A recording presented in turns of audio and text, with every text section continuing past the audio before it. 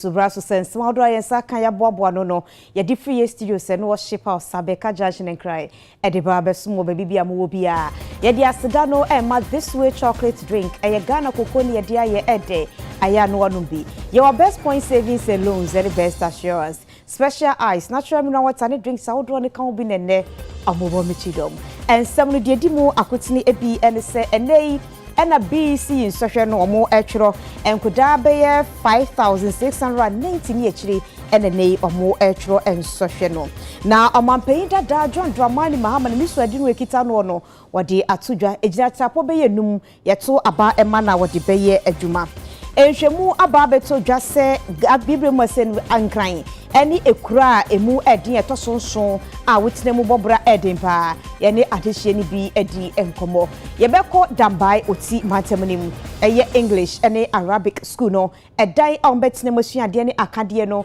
ebi eniwo no ye de mu nsem bebre mu na awie bedin ye de akua ajewa akode afi ensem no enchiremu eni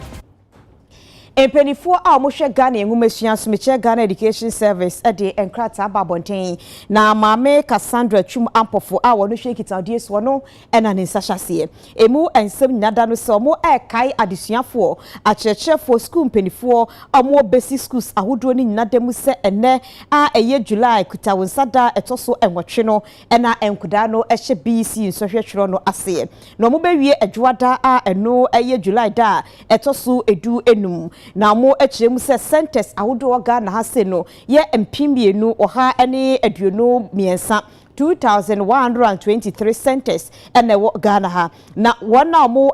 store mo tro enso ni nano eye 569,095 and mo tro enso hwe no Ghana fa na nyina eno enti acherechefo empenifo mo hwe schools ahodo so empenifo mo de schools ahodo ano awofo ne ahwefo nyada no obi anya na afamu de se ebeboa ama enkura no so hwe mo tro bibia atodin afenso mo de kokobo ma awofo acherechefo na afenso nkro mo tro so hwe no ene wono mo hwe wono mo tro so hwe no so se emu obia enkobo apo anase enye ade a ebema wonsohwe awotro no edi nwiemu beba benam so amanfom sudie bi aba ho Ghana Education Service ene waye kna fesu bambo mpenifo aka ontam apa no omo hwe se bibibia bekoso kama pa omo sign de ka ho biem se enkura no tro school ensohwe no wi a ene school selection placement hyehyeye no ene so mo ebe hyase eto mankura ni nyada mo ene yo ene kon se bibibiara enkoye emfa ema won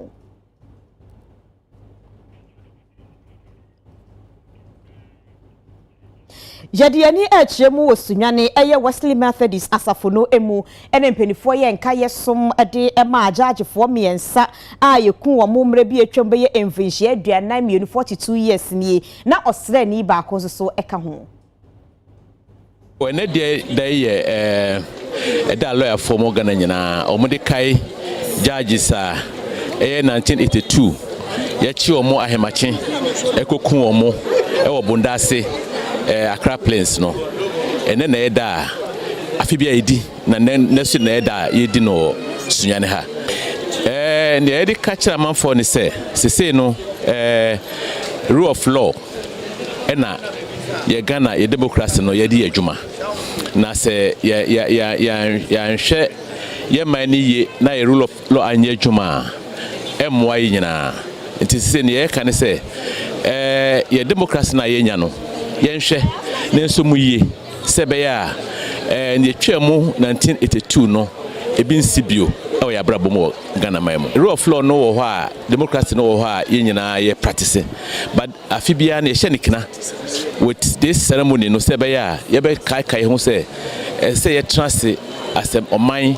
na ye ma rule of law ne pepe ye nya adwuma afi ye abato afi yenyina enim ne abato afi eduru a ni si Ghana ha ni esretimamufo ene amanyofo ne se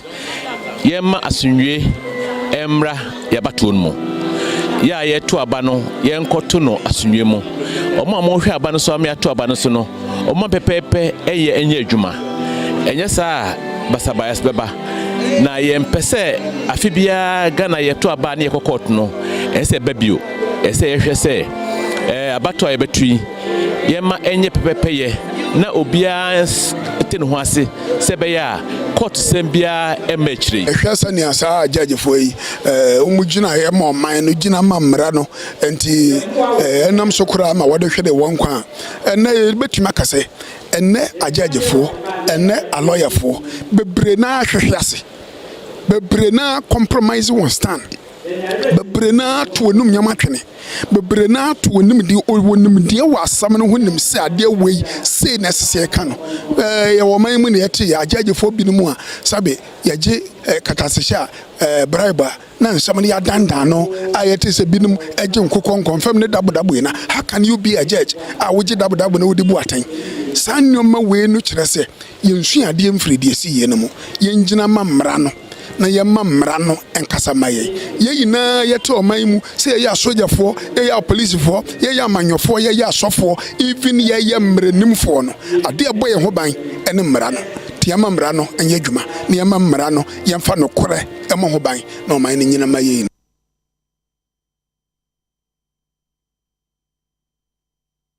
Adisuafo beye empem wa 100,000 NSC TVET meche school sa ye masa no dwuma tete ye no modi omo ahyem we enam so amosofo abedi echi ohwe engumesua so a ne fa no eyensa no dwuma de onimanyafo Kingsley Nyako echire mu se abai modimo a wabo ewo TVET ho nenei ama no aye akono de ama adisuafo no mokoho ekoginim de no ena dwumadie no aye dwumadie sonko a asuafo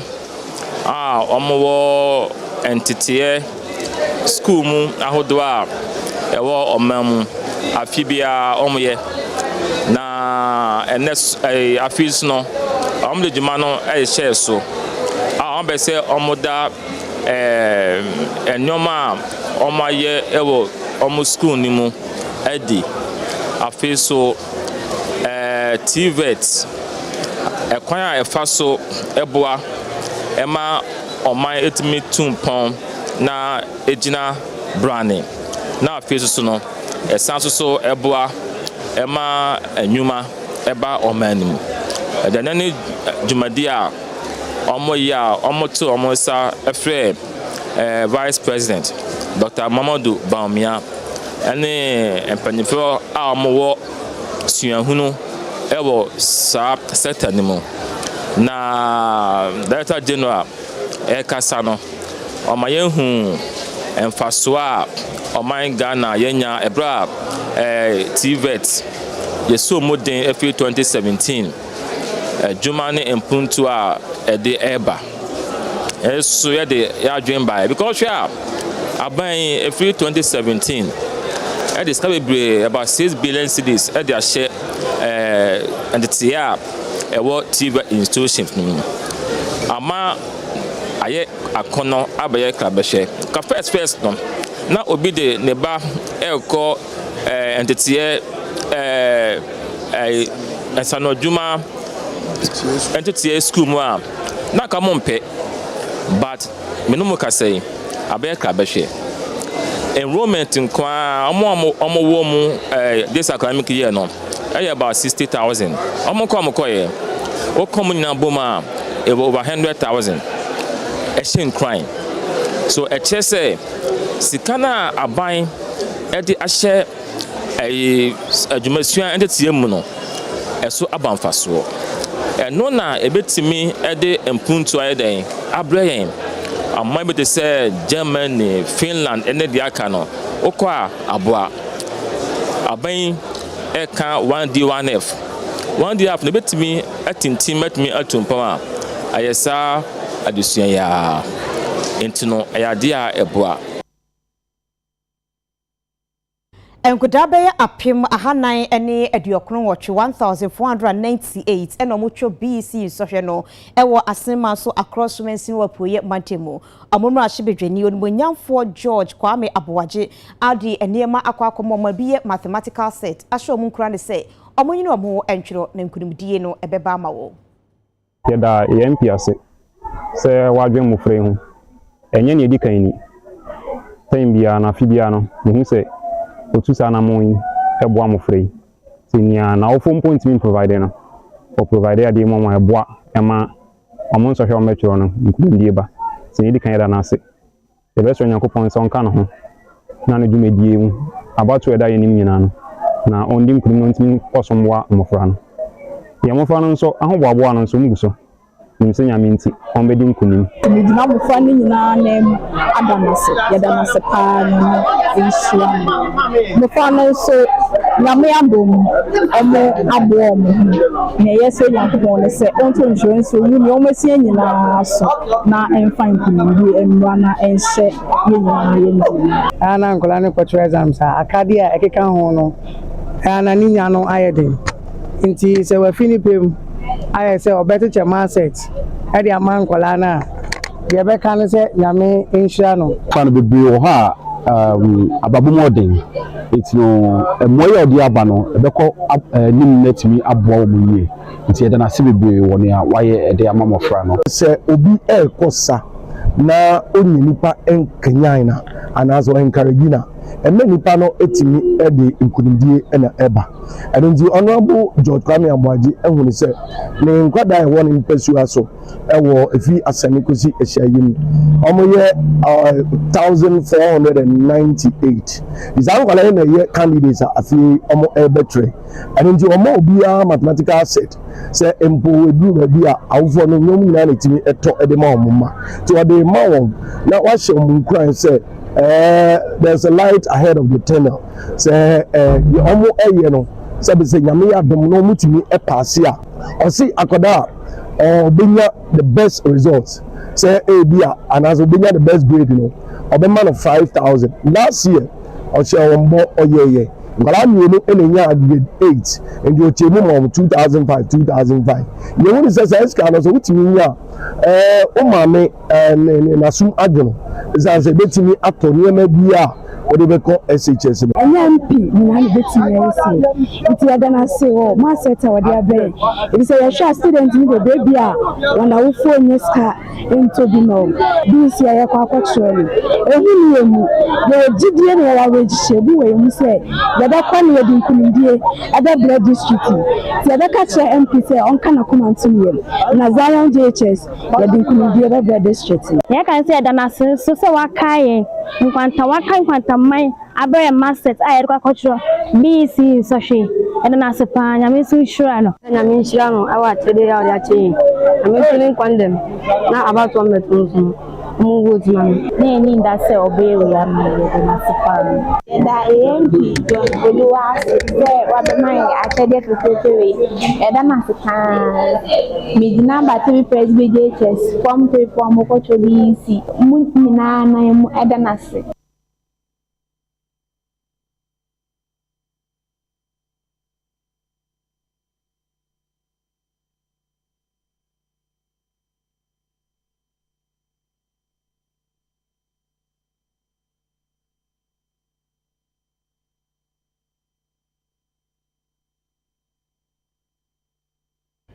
Yako denchemo mensinu emu mashibedwani a wogina mudima adehyo mo etiwa abaton pesua so ena sesi amikesi wono so akwakoya adoye de ama wono omko akwochoro nsohwe no wase de omasua ne beba enti omonkomakoma ento omo eyem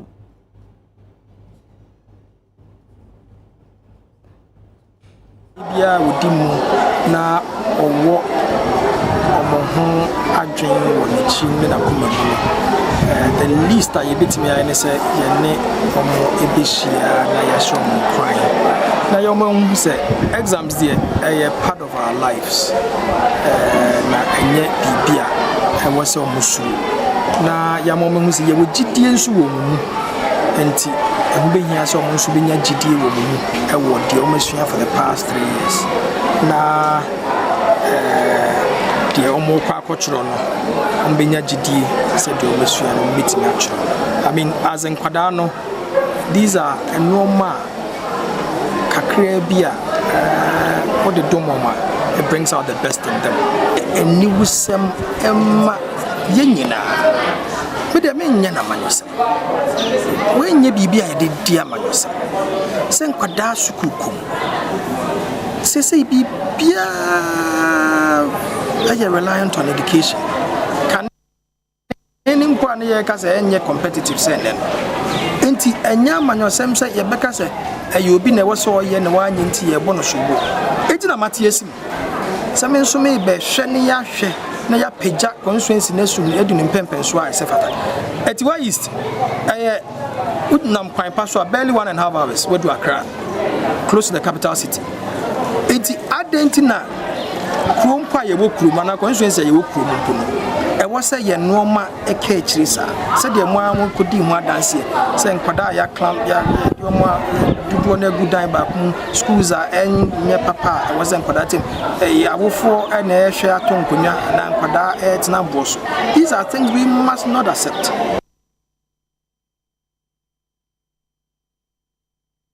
Na akwatia no ahyebehwani so abo apro ewo ne mpesua no so adesuafo mo etwero sehwe no wone omo akokasa se enne na eba ntinu ba bibia da ye twero bia no ye bekọ ho onimanyamfo Ernest Yakumi ekoye no wone enkura no kasae ehyomu enkura ne wone omo two ensohwe no ye apem ahasa ene aduosia miensa eye 1363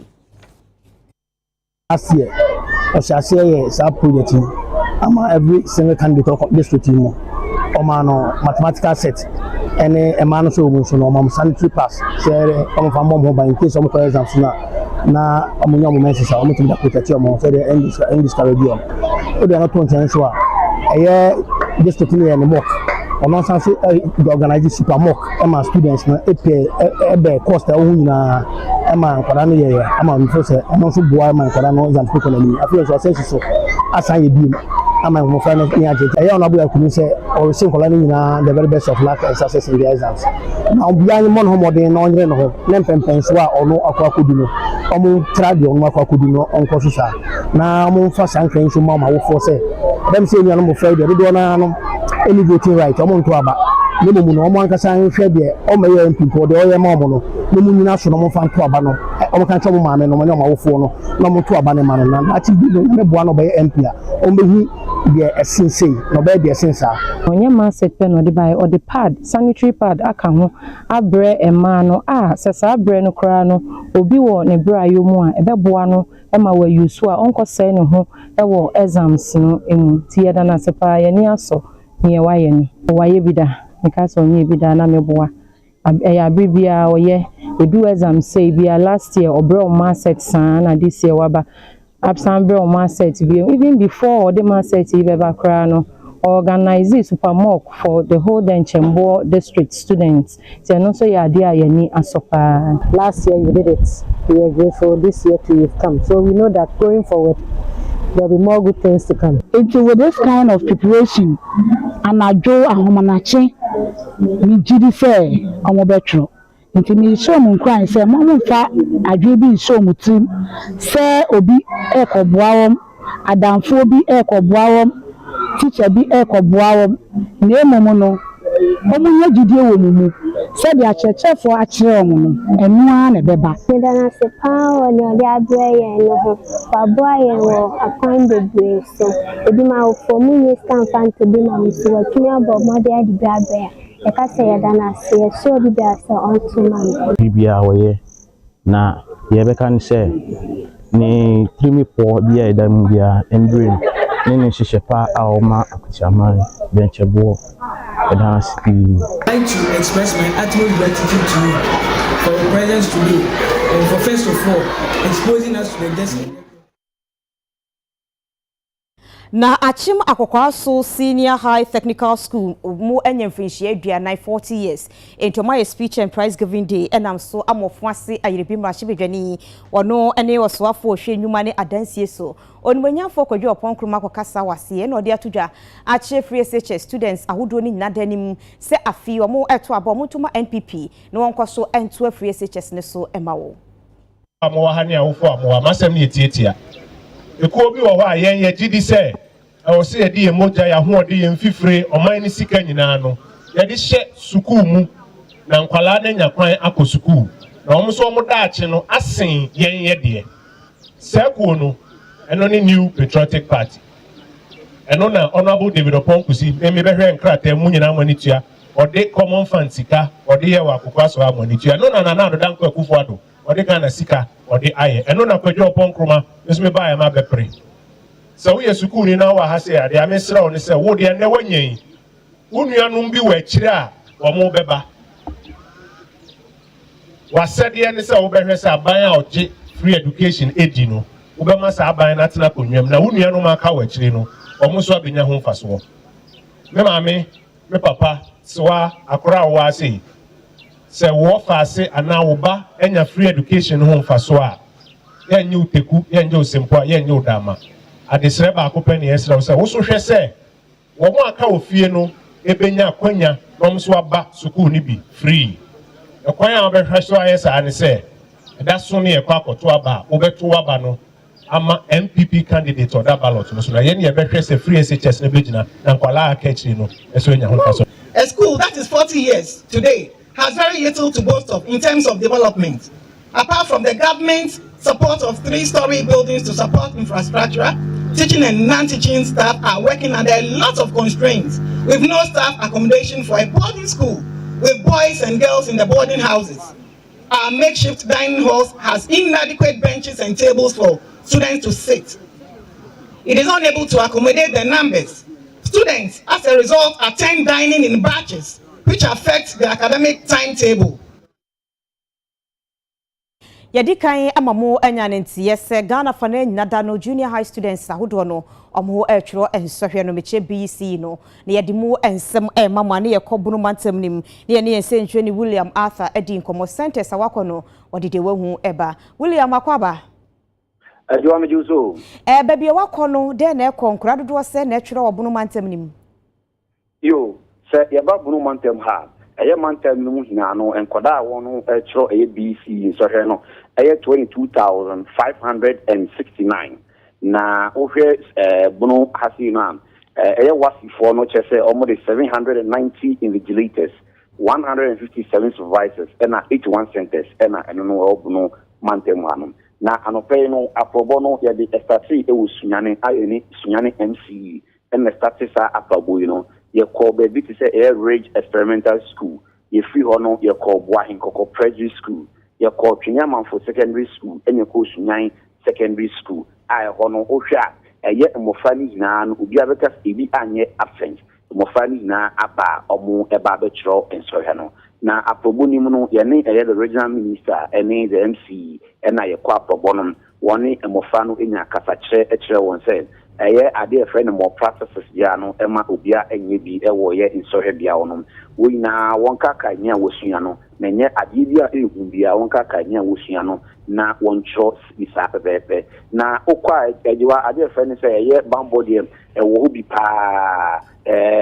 na MC ni kire invigilators say ade ehunhun ade mo mu hunhun ankoran because akwabi wo kwa ade no ho ye no ebi ehun kakra no wona fa no mo bisa omo nka mo akra ne nerves down because eye the first time I ultra science so we see and yes I feel na ombete ankra na ade hu bia ato emofan so e won BC intro no eki efia afei and yes free yes secondary ye twaso na yakobe before na the municipal education director and so ekataka kan HSN eye afei ni so the new curriculum no and na omonde started emofa we no na omo ye the sensitization for about a month and a demand kwa into on the OGD said and granite curriculum na sia and so you on between again I on the two on the boom said e be ade on betwakras na eye previous exams na omo ayini na no it is sia na de yani e be from na ya hwesenya ekoso e wo so pia mami misao wa hu sempempi ni etwe se maya no ba konyem mienu nyem mokwa mu hu bibisa yo susia aproba ya boni de nyanhu bibia sa ewo ho ewo be bibe centers bi nsa ya kono di nim say dia center for five be kono eno ene be hu dia yesu nyane municipal de me nyanhu bi kra yo ye de nyame ase ye mpese bibesi na tese maya ni nyina fom hu so ntro na omuntimi ntwa so ye se ntwe ni William Arthur ne yete nka efree bro mantem nim ye kwata male matifi mantem nim ne ye ne Washid ono so akasa ono so o centers ahodo nim Washid akwaba Nejo so na tsen nyame adom bibia ekoso kama sen na BC centers ahodo no ntwe ne ko yo anapa we tamale ewo tamale centers no de edoso ewo tamale metropolis yo Tamasco Ganasco between SHS Tamale Girls and Nobisco na Nobisco ena me koye honomo ena omo 3 centers a ewo honomo na maybe say na exams start here me call various halls a me ko hwe no na first center no nipa ba ko no absent no ho no center A, B and C. A ni nipa mienu ena omo absent omo. B ni nipa ba ko ena C ni nipa ba ko 5.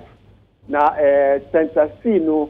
about 7 schools ena omo akabu ma omo chro BC in Sophie. Now, OSHA statistics are award the entire northern region. No, the total number of public schools near 617,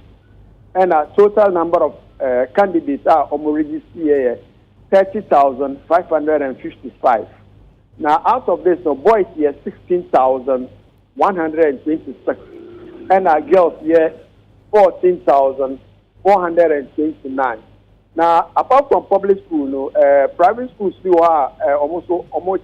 exams, almost AS center. Now, total number of private schools are AS center 160 within the northern region. Now, total number of candidates are almost registered for the private, no,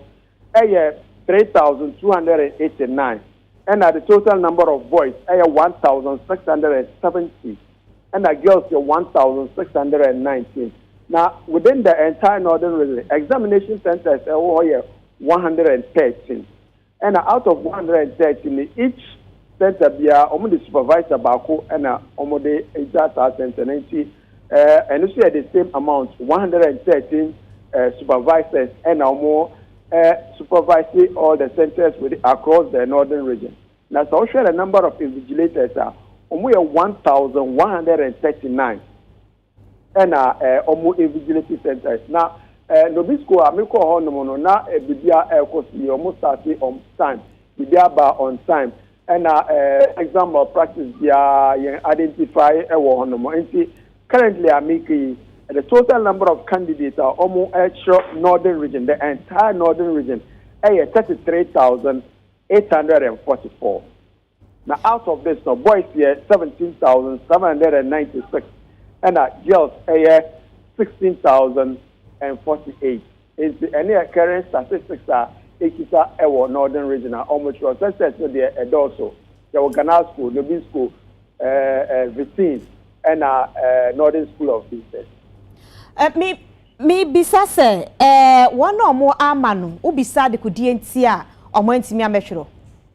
Me bisa o mointimi and shame the entia o mointimi amba. Now, out of this number of absentees are Omoambano, say coming in album within 3 centers now at this square. There were 5 C, there were 2 A, and there were 1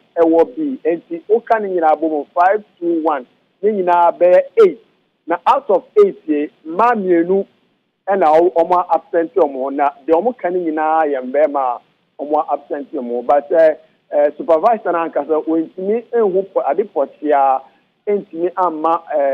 sa particular candidate almost BC no when me amba first day of exams SU Nobisco no Mane boy yen sentwe ni washid ni eteninka edi free mantemu ahinkrota malemu ebra BC nsohwe no ekoso na chese this year de nyamienim the northern region ema no omotro nsohwe no emu apejapa ye ko Philippa Atanga woni yedi nkomo semu kai nanum wo bi e wakaswa ne potem akoda ne din eye Ishmael a enkrofo bi kokunuo na hu sensen bebe ye deja no ne court sign ekoso asetena Atanga ewa ahoma so se ba court nsem de onu na de maye Philippa akwaba yenya ene court course nsem so asetena no musesai yo nanka ene no ye hwe ni mu se otumafo justice league osema afo otuna ati waka high court anonka ene na assembly ni na ebebe biye me kan kwala memu ana ye se afi 2021 omo nyonku bi omo ni di ago omuku ni ya amanebo betu jase betu jane se na nkomo pese omudi ni koji tikedru no no ehwo asem na ene no nyanka ye hwe ni mu se asem ye ni na bebe ye na ehwo asem aba na emu ai time tumi amma so na we ka ho a this is the third time Sadia we akoso May bosunya tosun na court me share say ka atemi no ebebe niye na mom sa May no emre no so ya court class no court me say ya emre mo ka ne say summing up any closing addresses no summing up me ye say utimwafo na asem no efi na asem me sha atemi na obebo ne sofa na say closing addresses me ye lawyer for no obuso o manu bi ntemi na o mo de begu nka asase no mo de abeto court ni utimwafo no ka say na enye ready Motimwafo no to asem no share June boso me da so 24th June na 24th June nso court na so no asem ye no so an maso no so sa sam na abejafo a ye fo mu ju ota omoboa otimwafo no de wudie nsem bi tete no omoboa otimwafo no ema ofi asem e de ehu asem no atudwa no no omo akọ strike making strike no besine sa abejafo no still a strike no omu resume ya na say omu ma say omu baba de ejuma enti strike no da so koso enti enen so ya santina so no ya hwe ni say bia e be sa ma yi na bia omu nya adwen sakra bi no mu aba enso ene court tena ase aye fra asem no abejafo na amma court na nka mum say omu ama ni nti na otu asem na hyeda na mum court na asem o kan ene say otu asem na hye bitin ya Midday so eduni nyensa na wasanfre asem no na omaka enwansem enti na kakra etim no nemom aloyafo na omuntwitwa age anase mujine mama Ishmael no anase ko edubofo no ene ka se nanka court no so de 25 July bo mo tre court ne se abia to se busuafo ni eye Ishmael na we nya ne be ko no ne busuafo na abia to mo ni nti no ombe se omo court ni nsakaye kaka ena court ni nsakaye Intine no nso court na san to asem na hyede bi we ka ho impresa no court na tu ta asem yi ahyeda abejafo no mbeboa otimwafo na ma ode ehu mwai nyina e ba betudwa no nso ene court dem omo amba na chese sa strike na ye koso a omo ka se omo kaka wa ye de be mo de be ka ho akoniaba no enka omo ntenti omo di omoduma atofom no na chese sa de no eda so koso Philippa mi bisa wa bra na etoso mienu no omokoye no posifo no esrese akoda ba ko do makati ne mfa no nkonsa wom na omo nim se 18 years na wadi na na se nia mo ho niema bi na wo ye no police cells wonti ne yesi mfa no nkonsa wom yo na no court no ansa na court ne be hye samra na na se obeti size na ne se mfa akwa no nkonkoto prisons no na eye kwadubofo na ka che court ne se yesi abemu an ha adwen Emma baby ana owo ni nkom ye ne fi wa ko cantonment asa dina ko su na ni na ye se ni mi ye di nkoyi one omo prisons ho no eye image bibi one omo ko na ade enti na o ha den nti e be ye dia ye yi ni nti wo no me fa mi nko prisons na ye court ni ebisa na so te mo afo ni bisa abemu ano so asem na ye ka no me ko den ni mo te enye no kre na obi na ashoda police ni bi na ashoda ko kase omumu bi no mo pese obudwane enu nti na aposifo na na se ko edibofo na kasa no nso otimwafo ni ti na ese ye nyini fi aposifo akache ni mfa nko prison enti ene no ono prison so ho eni edi ni fi ye ni ede den baaye nti ni kasa fesi ade ye tu asem na shoda no ehwa ani asan ede ne ko jo mo ene wa manebo yense ntwe ni Philippa Tanga na yete ni nkade free court dem wa akoda Ishmael onye finhie du ba ko 11 years ikun no kaso ho nsensem no ene ne wodi mu nsem bi abreye no na yede ani akire zefufuro emu a enhwemu akoso a ye hwe nkrotu ahodo a ewo emamman ahodo mu a emutina edin ya niema bo edin pa ne beto odwa se enkran a bebia amigina sesie ye nkran eye Ghana ya hinkro no enne etoso nson a emu edin a eniema mo hwe ye ni bi no eye dan a ne bo edin eniem ye kototo ewo dwom a ne bo eden ye kodidi restaurant ne bo eden ena asetena mu hyehye ye krompo nso bo eden pa ye ne Ghana fo bi ekasaye ebisa o mu sesei eno mu hu na ye nokre anase enye nokre. Personally, I think it's not that easy in Accra, because right now things are going up and up. Prices of things are spiking up each and every day. So at this time, I think it's not easy being in Accra. Anywhere you go, because of the economy, even if they haven't increased things, they tend to increase things because your salaries are still the same, but prices of things keep going up. So if you don't do that, you wouldn't even get money to feed. So I think it's normal. In Cransitna, no say, Unia Butown to Mintana. I quite say, Obia pre-money home. Sana sitting on my no. Obia Bomodin say, Obedi F in Yonko. And until ma ama a sitting on my head. So, what about if you run Massimo, almost a move to two or more dankem. Senabe almost bet to match with you. So, sooner one we electricity for or mobile around that. Once or more baby crash or now go with you. And this guy is a mobile no mudi hujumano.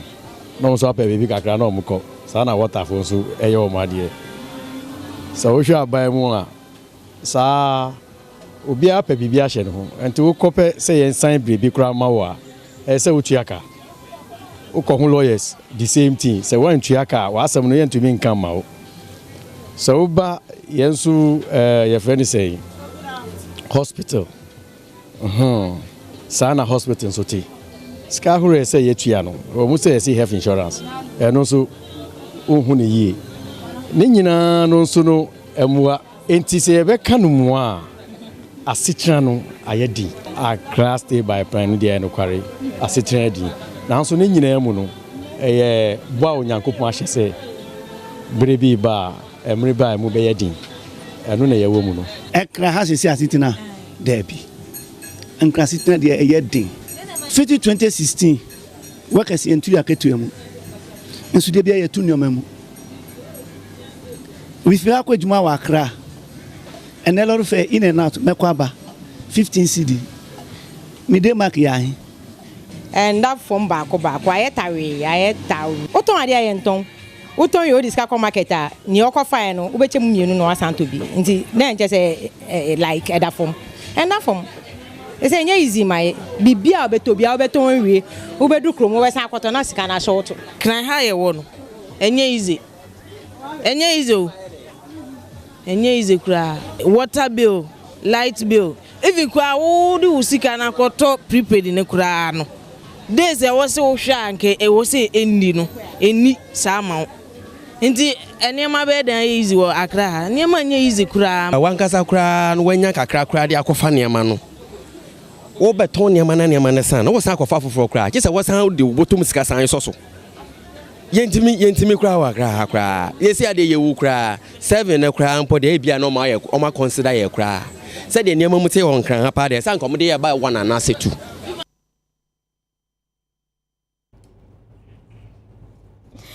na omapeyita da John Dramani mama NDC amayekoni Frank Ekreni eno no na wone ensentwefo edinhyiemu ne nhyiemu die mu no na wo kire mu senya kopon ya dom na afi yeto abade mano na woso afremu hwaye a obehye ne ho so se omampanyina ondi sika ebetwa amano no embroso. The immediate issue with the exchange rate and the economy is that the best signal Ghanaians can send to both domestic and international investors is that we're ready to change the current trajectory on which we are. I think that if we hold a successful election, we demonstrate to the world and our people that we are willing to change this trajectory on which we are, that is leading us further into the abyss. It will restore confidence in the economy. That in itself will send a signal that stabilizes the foreign exchange. Currently, nobody has hope in where we're going. And so people are hedging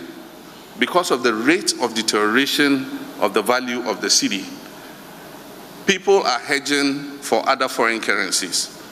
And when it happens like that, then it puts further pressure on the currency. And so we would instill fiscal discipline because eventually the main driver of the economy is fiscal discipline and fiscal consolidation. And so if you only want to ramp up revenues, but you're not willing to cut expenditures, then you have a situation where your budget deficit is out of kilter.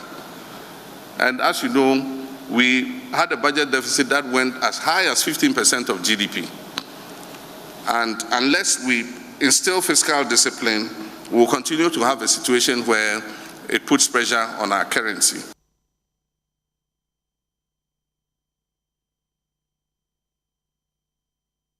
Ebro mampanyi dada John Dramani mama ne nsentwerefo bo mpuni mpuno nsentwerefo ebisa no se emra ye de kwamrahye bedwam abebo free SHS ho ban no wofoa so ana wode tudwachem se ai wofoa so pa na ade biada ede enwumasua ye papa beba eye mre be kwamrahye bedwam no no mampanyi dada John Dramani mama ne NDC fo omo support.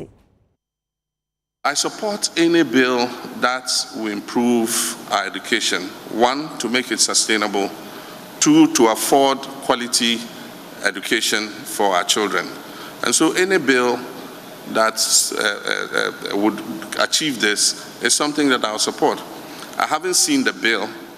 and I don't think that it has been subjected yet to stakeholder consultation.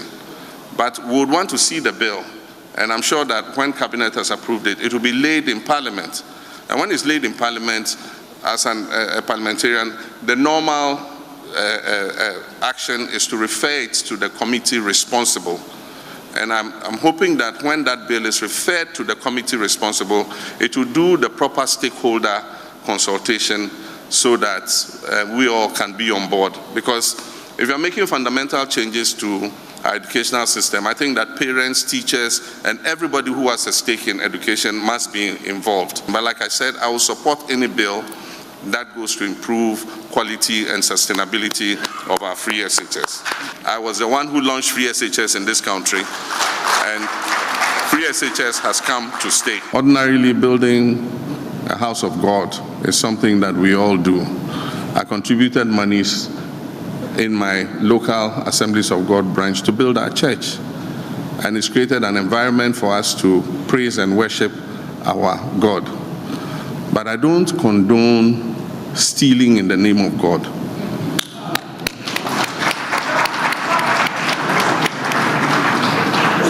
And that is what has happened in the case of this National Cathedral. It is instructive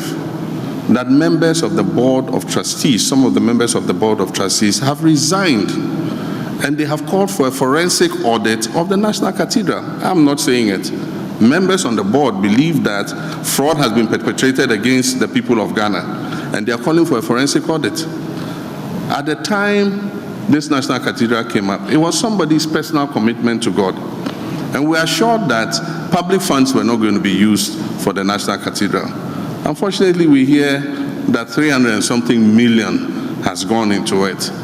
Where did those payments go? Were they justified? Who did they go to? These are all things that we have to unravel. And I think that that is the first thing we do before we even decide what to do with that huge pit. And so first, let's investigate and do a forensic audit. And if people have, illegally and unlawfully taking the monies of the people of Ghana, they must be made to refund those monies. The obligation on when you become a judge is to look at the cold, hard facts and rule based on that. Some of the pushback that we are seeing currently is the penchant by this president to pack the courts. And only recently, you've seen what happened. And I can't understand why the Chief Justice will be the one recommending, which judges to appoint. The Constitution is clear. That is the President who appoints judges in consultation with the advice of the Judicial Council. And so the initiative to appoint judges must come from the President. And submitted to the Judicial Council, it brings it back with advice to the President, and the President forwards it to Parliament. That is the procedure. It is very rare that this time the recommendation comes from the Chief Justice to the President. And even the issue of capping the number of judges. The Constitutional Review Committee recommended that we cap Supreme Court judges at 15. And so the issue of capping the Supreme Court is not for the Chief Justice to say. Na aye Trans-Sahara Industries Limited omo aye dwumaku a omo aye dadeponko a eno aye bicycle no sana bruni friend wo na no mu de ne de ye charge anasa ye plug na amana hode ne ye de ko omo de maku edu 10 aba be che Kokroko Charity Foundation a chairman general Kwame Sefakan wonu na Peace FM Kokroko dwumedi no wote ano anopa bia no waje ye no wadase kasase. Now your company no assemble bicycles, motorcycles, rickshaws. Now your whole Jumadea Chairman General Kwame Sefakai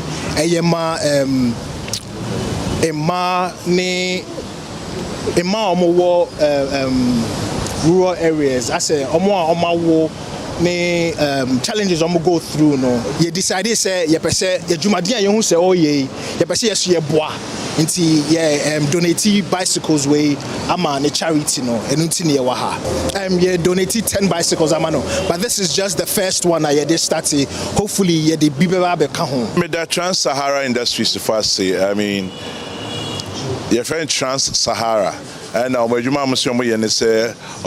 fidi bicycles here the enema bebre nemum so many ajimpa eba beboa Kokroko Charity say ye incubator dwumedi ya almost de incubator na de ye adwuma na bicycles ye bicycle assembly organ ha then chair ombe say omankasa be start manufacturing ni bi wa ha omabra 10 e da omase na aka ne che iti ye da se bi mra biom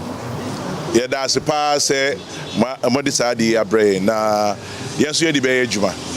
na ye be chane pepepe kwan e biti afa so e be che e bia na health facility bi doctor bi kwa na here bia na nurse na physician assistant bi na here bi ye de be adwuma na ye da Kokroko Charity se da se pa say Trans-Sahara Industries ma ye ma adwene se mo de sa bicycles bako 10 edu e dia be che na samdi kan da se bi mbra bi na